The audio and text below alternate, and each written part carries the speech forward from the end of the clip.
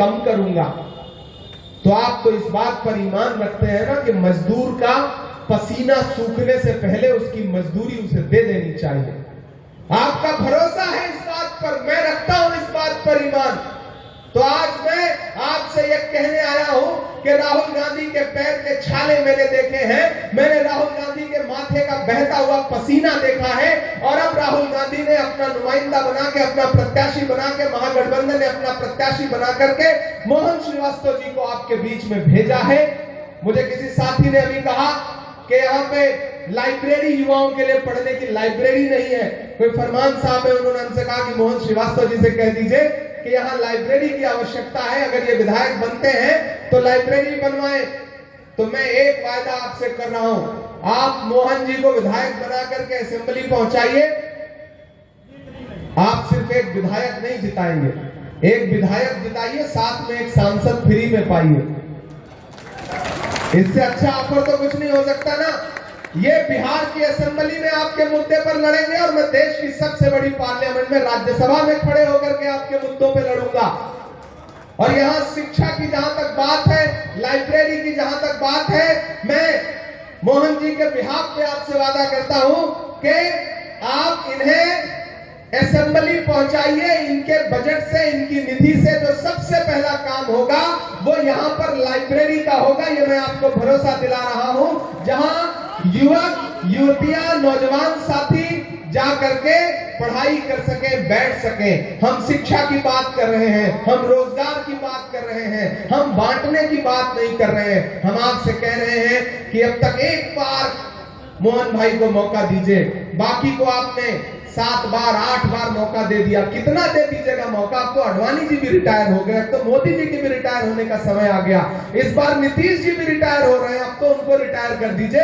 एक नौजवान ही कहूंगा मैं इनको, भले ही उम्र थोड़ी ज्यादा हो गई हो, जीत का माला पहनाने की बात कर रहा है। ये तो जनता ही, यहाँ की जनता का समर्थन ही बता रहा है। अच्छा सुबोध जी, जब से मैं बिहार आया हूँ, बिहार का आदमी कितना समझदार होता है, इतनी छोटी माला पहनाता है कि गले में बड़ी मुश्किल से फिट हो पाती है। तब मुझे लगता है कि गुजरात के व्यापारी बिहार वालों को क्या ठगेंगे। ये बिहार है, ये तो माला पहनाने तक में व्यापार करता है। ये बिहार को आप आसानी से ठग नहीं सकते हैं व्यापारियों। इसलिए भी मैं चाहता हूं कि मोहन जी को जीत की माला आपकी तरफ से मैंने पहनाई है, अब हमारे आने की लाज भी रखिएगा। और मोहन जी को 14 तारीख को जब रिजल्ट आए, 11 को आप जाएं, मात्र 3 दिन बाद रिजल्ट आएगा, तो ईवीएम की रखवाली भी 3 ही दिन करनी पड़ेगी। इसलिए पूरी मजबूती के साथ, पूरे जुझारूपन के साथ घर से बाहर निकलिए और आज से मोहन जी बनकर के ये चुनाव लड़िए। ये समझिए कि ये चुनाव भारत के संविधान को, लोकतंत्र को बचाने का चुनाव है। ये बहुत महत्वपूर्ण चुनाव है। इन्हीं शब्दों के साथ आपसे विदा। सरकारी नौकरी देने का वायदा किया जा रहा है, और हमारा वायदा नरेंद्र मोदी जी के वायदे की तरह जुमला नहीं है, झूठ नहीं है। हम वायदा कर रहे हैं तो पक्का वादा कर रहे हैं, वरना भाजपा और उनके सहयोगी दलों की, एनडीए की सरकारें तो ऐसी सरकारें हैं कि अपने बच्चों को तो विदेश पढ़ने के लिए भेजते हैं और आपसे कहते हैं कि अपने बचवा से कह दो कि वो पकौड़ा तले। तो अब पकौड़ा तलने का समय तो नहीं है, हम अपना अधिकार मान रहे हैं। बिहार वालों, ये अधिकार मांगने का समय है। ये चुनाव बिहार के उस अधिकार की लड़ाई है कि जिस विशेष पैकेज का झूठा वादा किया था नरेंद्र मोदी जी ने, आरा के मैदान में खड़े होकर के जो 1 लाख करोड़ रुपए का झूठा घोषणा किया था उन्होंने 2015 में, उसका जवाब मांगने का समय है। इसलिए मैं आप सबसे अपील करता हूं कि मोहन श्रीवास्तव जी को 11 तारीख को घर से बाहर निकलिए, तो अपना एक वोट हाथ के पंजे के सामने। ईवीएम में कौन नंबर पे है? पहले से 1 नंबर पे है। तो आप समझ लीजिए कि जब पहले से ही 1 नंबर पे है, तो आपने अगर एक अपना वोट हाथ के पंजे के सामने वाले बटन पे दबाया, तो 14 नवंबर को जब ईवीएम खुलेगी, तो जब पहले से ही 1 नंबर पे है, तो समझ लीजिए कि ऊपर वाला भी आपको एक इशारा दे रहा है कि मोहन श्रीवास्तव पहले से ही 1 नंबर पर है, 14 को भी 1 नंबर पर रहेंगे जब रिजल्ट आएगा तो। और पिछली बार भी तो आप चूक गए थे बहुत थोड़े वोट से, मोहन भाई चूक गए थे बहुत थोड़े वोट से। इस बार तो गठबंधन अपने मैनिफेस्टो में क्या कह रहा है कि हर गरीब को 5 डिसमिल जमीन सरकार की तरफ से फ्री दी जाएगी। एक तरफ भाजपा और उनकी सरकारें हैं जो लोगों के सर से छत छीन रही हैं, और महागठबंधन कह रहा है कि जिसके पास घर नहीं होगा, जिसके पास जमीन नहीं होगी, उसको 5 डिसमिल जमीन सरकारी तौर पर फ्री में दी जाएगी। इसलिए भी मैं आपसे अपील करता हूं, भाई बहन सम्मान योजना इतनी शानदार योजना है। इलाज के लिए आपके परिवार का कोई सदस्य बीमार हो गया तो उसके इलाज के लिए 25 लाख रुपए तक का जीवन बीमा फ्री, इलाज बीमा फ्री, ये कह रही है हमारी सरकार। तो ओंकार नाथ जी अखौरी भी हैं जो, यानी कि मोहन श्रीवास्तव जी, इनके लिए एक व्यक्ति 5-5 वोट की जिम्मेदारी ले। ये चुनाव सिर्फ मोहन श्रीवास्तव का चुनाव नहीं है, आप सबको ये चुनाव मोहन श्रीवास्तव बन के लड़ना पड़ेगा, आपको ये चुनाव तेजस्वी यादव बन के लड़ना पड़ेगा, आपको ये चुनाव मुकेश सहनी बन के लड़ना पड़ेगा, एपी गुप्ता बन के लड़ना पड़ेगा, आपको ये चुनाव मोहब्बत का मसीहा जो राहुल गांधी है, उस राहुल गांधी की तरह इस चुनाव को लड़ना पड़ेगा। और मोहन श्रीवास्तव को दिया गया एक वोट राहुल जी को मिलेगा, खड़गे जी को मिलेगा, प्रियंका जी को मिलेगा, तेजस्वी जी को मिलेगा। और आपके बीच में मैं आया हूं, अभी थोड़ी देर में हमारे साथी सचिन भाई भी आ रहे हैं, तो हम सबके ऊपर भी आपका दिया गया एक वोट एहसान होगा, ये अपील करने के लिए आपके बीच में आया हूं। मैंने सुना है बहुत बात से जीत रहे हैं, बड़े धन बल है, बड़ा पैसा है, बड़ी मशीनरी है, लेकिन वो ये भूल गए हैं कि अदावत है, सियासत है, परिंदा है, शिकारी है। अदावत है, सियासत है, परिंदा है, शिकारी है, मगर इन सारी चीजों पर मोहब्बत अब भी भारी है। तो मोहन श्रीवास्तव के लिए जो आपकी मोहब्बत है, उसको लेकर के घरों से बाहर निकलिए। आज से ये चुनाव खुद लड़िए। आपके व्हाट्सएप पर, फेसबुक पर, इंस्टाग्राम पर, और नौजवान साथियों, आप थक गए हैं एक बुजुर्ग मुख्यमंत्री को देखते देखते। तेजस्वी यादव को मुख्यमंत्री बनाने का समय आ गया है, एक नौजवान को मुख्यमंत्री बनाने का समय आ गया है, जो बिहार को पुरानी सोच से आगे निकाल करके नौकरियों की बात करता है, जो कहता है कि हमारी सरकार आई तो पेपर लीक नहीं होगा, हमारी सरकार आई तो नौजवानों को पलायन नहीं करना पड़ेगा। यह है ईवीएम मशीन, और इस ईवीएम मशीन में एक नंबर पर पहले से ही हाथ छाप, यानी कि पंजे का निशान है एक नंबर पर। तो जो एक नंबर पर ईवीएम मशीन पर पहले से है, उसको गिनती में भी एक नंबर पर रखने की जिम्मेदारी आप सारे लोगों की है। यहाँ जो भी बुद्धिजीवी लोग बैठे हैं, दानिश्वर लोग बैठे हैं, मैं आपसे अंत में एक बात कहना चाहता हूँ, अपने लोगों से भी एक बात कहना चाहता हूँ, अपने चाहने वालों से भी एक बात कहना चाहता हूँ कि इस देश में जब नफरतें उफान पर थी, तब पूरे देश में एक शख्स खड़ा हुआ 7 सितंबर 2022 को कन्याकुमारी में समंदर के किनारे, और उस व्यक्ति ने कहा कि मैं 4000 किलोमीटर पैदल चलूंगा, बस एक नारा लगाऊंगा, नफरत छोड़ो भारत जोड़ो। उस आदमी ने कहा कि मैं अपने पैर के छालों की परवाह नहीं करूंगा, पैदल चलूंगा, लेकिन चौकीदार, यही सुनाना था ना, कहां सोया है चौकीदार। याद है भाषण? भाइयों बहनों, देश के खजाने की चाबी सौंप दो, मैं देश नहीं लूटने दूंगा। अब तो मैं हर जगह जाके उनसे पूछता हूँ, पार्लियामेंट में ही सामने बैठे रहते हैं तो पूछता हूँ कि कहां सोया है चौकीदार, कहां सोया है चौकीदार। पेट्रोल और डीजल की कीमत रही सैकड़ा मार, कहां सोया है चौकीदार, कहां सोया है चौकीदार। के चाय बेचने वाला पूरा भारत बेच रहा है। भागलपुर में 1000 एकड़ जमीन नरेंद्र मोदी जी ने अपने दोस्त अडानी को, नीतीश जी से दिलवा दी। साल भर का उसका किराया कितना है? 1 रुपया। 1 रुपए के बदले 1000 एकड़ जमीन। और इधर अमित शाह जी बिहार में आकर के कहते हैं कि बिहार में इसलिए फैक्ट्री नहीं लग रही क्योंकि यहां पर जमीन नहीं है। इससे ज्यादा बिहारी अस्मिता का अपमान क्या हो सकता है कि चाय बेचने वाला पूरा भारत बेच रहा है। इसी काम में हासिल उसे महारत बेच रहा है कि रेल बिक गई, तेल बिक गया, बिका हवाई अड्डा। सही बात है कि नहीं? सही बात है कि नहीं? तो अगली लाइन पे यहां से वहां तक तैयार रहिएगा कि रेल बिक गई, तेल बिक गया, बिका हवाई अड्डा। सब कुछ बिकता देख के खुश हैं अपने जेपी नड्डा। के जनता महंगाई की मारी करती हाहाकार, कहां सोया है चौकीदार, कहां सोया है चौकीदार।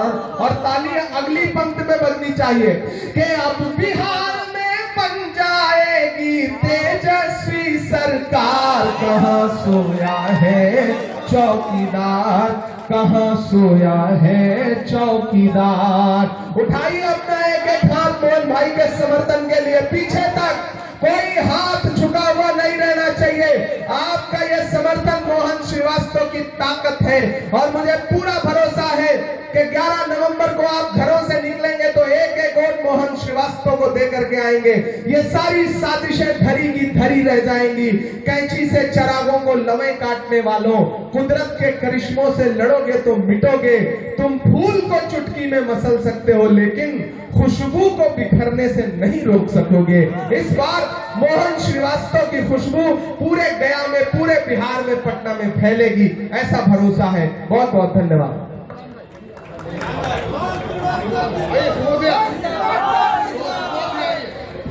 सचिन पायलट जी आ रहा है, सब लोग रुकिएगा इसी सभा में अभी 5 मिनट के अंदर। भैया का आने वाली 11 नवंबर को आपको पोलिंग बूथ पर जाना है और न सिर्फ गया के भविष्य का फैसला करना है बल्कि बिहार के भविष्य का भी फैसला करना है। अगर आपको यह लगता है कि यह चुनाव सिर्फ विधानसभा का चुनाव है तो आप बहुत छोटा सोच रहे हैं। कोई खुशबू, न कोई फूल, न कोई रौनक, उस पे कांटों की जहालत नहीं देखी जाती। हमने खोली थी इसी बाग में अपनी आंखें, हमसे इस बाग की हालत नहीं देखी जाती। पूरे देश की आंखों में मीडिया के जरिए दिखाया गया एक सपना और एक नाम है सुशासन की सरकार का, लेकिन बिहार की सच्चाई यह है कि सड़कों पर गोलियां चल रही हैं, लाशें बिछ रही हैं और कौन जवाबदेह है इसका कुछ अता पता नहीं है। सरकार कौन चला रहा है इसका कुछ अता पता नहीं है। मुख्यमंत्री जी कहा जाता है कि अस्वस्थ हैं और इस बीच तो वो जिस तरह से मंच पर पकड़ पकड़ के प्रत्याशियों को माला पहना रहे हैं उसकी तस्वीरें भी हम सारे लोग देख रहे हैं।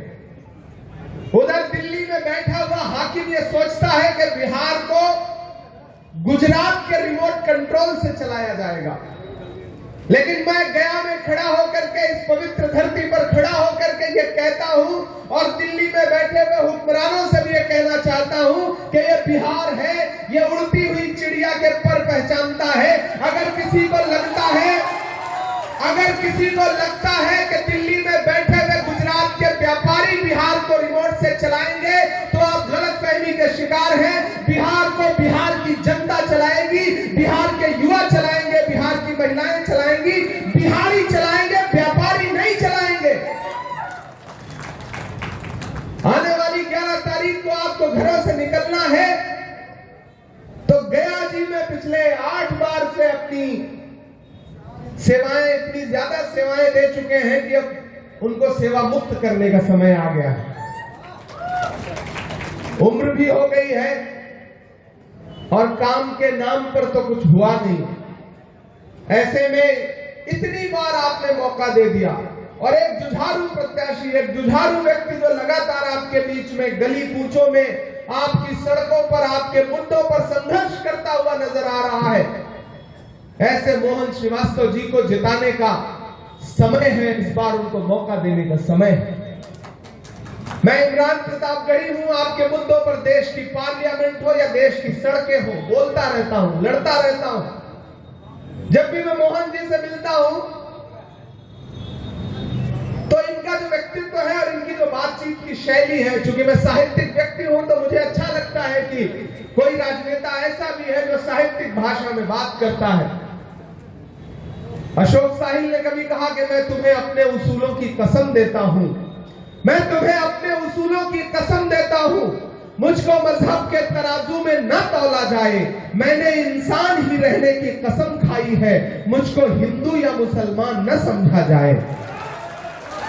एक व्यक्ति जो जीती जागती मिसाल है आपके बीच में, हिंदू मुस्लिम सिख ईसाई सबकी एकजुटता की मिसाल है।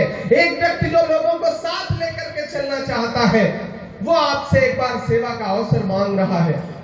ऐसे में मैं इस शहर के जिंदा दिल लोगों को पुकारता हूं और उनसे गुजारिश करता हूं कि एक बार मोहन भाई को मौका दीजिए। डिप्टी मेयर रहते हुए इन्होंने जो कुछ उल्लेखनीय काम किए हैं, सोचिए अगर ये विधायक बन गए और जितने तेज तर्रार हैं, सरकार बन गई तो ये सिर्फ विधायक बन के नहीं मानेंगे, ये तो आप जानते ही हैं। और मुझे पूरा विश्वास है, मैं बिहार के अलग अलग इलाकों से होता हुआ यहां पहुंचा हूं। ये टीवी चैनल वाले आपको टीवी पर कुछ भी दिखा रहे हो, कोई भी लहर बता रहे हो, लेकिन सच्चाई ये है कि मैं बछवाड़ा से लेकर के नालंदा से लेकर बिहार शरीफ से लेकर खगड़िया से लेकर बेतिया से लेकर पूर्णिया से लेकर कस्बा से लेकर धमदाहा से लेकर के राजा पाकर से लेकर के दीघा से लेकर के फुलवारी शरीफ होता हुआ यहां पहुंचा हूं। और मैं पूरे बिहार के एक एक इलाके का माहौल देख करके आपको बता रहा हूं साथियों कि ये सारे टीवी चैनल झूठ बोल रहे हैं। बिहार में एक तरफा महागठबंधन की सरकार बनने जा रही है, एक नौजवान मुख्यमंत्री बिहार को मिलने जा रहा है। एनडीए का कुंबा आपस में बिखरा हुआ है, बिल्कुल नहीं देंगे। उधर जेडीयू वाले कह रहे हैं कि पिछली बार 2020 में जो किया था चिराग जी आपने, अब उसका बदला लेने का समय आ गया है। और इधर सम्राट जी हैं कि सोच रहे हैं कि अब मुरेठा खोलना पड़ेगा। तो आप एक चीज जान लीजिए साथियों कि नीतीश जी तो अलग ही भविष्यवक्ता और आहट को पहचानने वाले व्यक्ति हैं। मैं जब आया बिहार चुनाव प्रचार में था तो मुझसे सुबह मीडिया के साथियों ने पूछा कि इमरान साहब नीतीश जी के बारे में क्या कहेंगे। मैंने कहा मैं तो जब से बिहार आया हूं भोजपुरी का एक गाना बहुत सुन रहा हूं कि छन छन बदले तोहरे मिजाज रजऊ, दगाबाज रजऊ, उड़नबाज रजऊ, धोखेबाज रजऊ। तो मैंने कहा ऐसा लग रहा है जैसे ये गाना उन्हीं के लिए बनाया गया हो। इसलिए साथियों आपसे कह रहा हूं कि इस बार माहौल बहुत अच्छा है। बिहार में तेजस्वी यादव मुख्यमंत्री बनने जा रहे हैं, महागठबंधन की सरकार बनने जा रही है। ऐसे में इस आहट को पहचानिए और मोहन श्रीवास्तव जी को आपने असेंबली पहुंचा दिया तो आप समझ लीजिए कि एक व्यक्ति जो बिना ताकत में रहे डिप्टी मेयर सिर्फ जैसी पोस्ट लेकर के भी आपकी कितनी सेवा करता है, अगर वो व्यक्ति विधायक बन गया और विधायक बन जाने के बाद सरकार रही तो फिर गया में जो ये वायदे कर रहे हैं, इनके वायदे झूठे वायदे नहीं है, ये आपको भरोसा रखना पड़ेगा। कोविड के दौरान जिस व्यक्ति ने सांसें बांटने का काम किया हो, जिस आदमी ने कोविड में ऑक्सीजन बांटते समय ये नहीं पूछा हो कि आप हमारी पार्टी के हो कि दूसरी पार्टी के हो, जिस आदमी ने कोविड में आपको सांसें बांटते समय ये नहीं पूछा हो कि आपका धर्म क्या है, आपका मजहब क्या है, तो मैं आप सबसे गुजारिश करूंगा साथियों कि मोहन भाई को एक बार मौका दीजिए। और अगर आपने इन्हें मौका देकर के पहुंचाया तो एक चीज जान लीजिएगा कि अगर 14 नवंबर को रिजल्ट आया और बिहार के मुख्यमंत्री 14 नवंबर 2025 को तेजस्वी यादव बने तो आने वाले दिनों में 2029 में देश की गद्दी पर यानी कि देश के प्रधानमंत्री राहुल गांधी बनेंगे। इस बात से कोई रोक नहीं सकता है। ये लड़ाई जो तय करते हैं और एक तरफ मोहब्बत का वो मसीहा खड़ा है जिसका नाम राहुल गांधी है, जिसने कन्याकुमारी से कश्मीर तक 4000 किलोमीटर पैदल यात्रा की और एक नारा लगाया, नफरत छोड़ो भारत जोड़ो। जिसने एक नारा लगाया कि मुझे नफरत के बाजार में मोहब्बत की दुकान खोलनी है। मैं चला हूं राहुल गांधी के साथ, मैंने देखे हैं उनके पांव के छाले। सुबोध कांत जी चले हैं राहुल जी के साथ, उन्होंने देखे हैं उनके पांव के छाले। जब मैं राहुल जी के साथ चलता था तो मुझसे मीडिया के साथी कहते थे कि इमरान साहब आप तो शायर पहले हैं, सांसद बाद में हैं, राहुल गांधी के साथ चल रहे हैं, क्या कहेंगे? तब मैं उनसे कहता था कि जो हर जालिम से टकराएगी वो आंधी बनाऊंगा, जो हर जालिम से टकराएगी वो आंधी बनाऊंगा। नए अंग्रेज आए हैं, नया गांधी बनाऊंगा। वो नया गांधी जो इस देश में लगातार संविधान बचाने की लड़ाई लड़ रहा है, आपके वोटों के अधिकार की लड़ाई लड़ रहा है, उस व्यक्ति को ताकत देने के लिए, और उस व्यक्ति ने मोहन जी को अपना नुमाइंदा बना करके, अपना प्रत्याशी बना करके आपके बीच में भेजा है। तो गया जी वालों, गया शहर वालों, आपका दायित्व बनता है। ये बड़ी ऐतिहासिक भूमि है, यहाँ धर्मों का संगम होता है, अलग अलग धर्म, अलग अलग संस्कृति, अलग अलग तहजीब के मानने वाले लोग रहते हैं इस शहर में। और इस शहर को अगर मोहन तो भगवान कृष्ण का एक नाम है, अगर मोहन जैसा व्यक्ति इस जगह का नेतृत्व करेगा विधानसभा में, तो आप ये समझ लीजिए कि ये जिन लोगों ने पिछले कई सालों से नेतृत्व के नाम में सिर्फ छलावा दिया है यहाँ को, उन लोगों से 100 गुना बेहतर काम करके मोहन श्रीवास्तव जी दिखाएंगे। यहाँ बड़ी तादाद में मेरी माएं बहनें बैठी हैं। एक बात आपसे कहना चाहता हूं कि महान बादशाह सिकंदर ने जब यूनान जीता, यूनान फतेह किया, तो जीत का जश्न मनाने के लिए शहर की सड़कों पर निकला। तो उसने देखा कि पूरा शहर तो उसकी जीत का जश्न मना रहा है, लेकिन एक फकीर आदमी सड़क के किनारे बेखबर सो रहा है।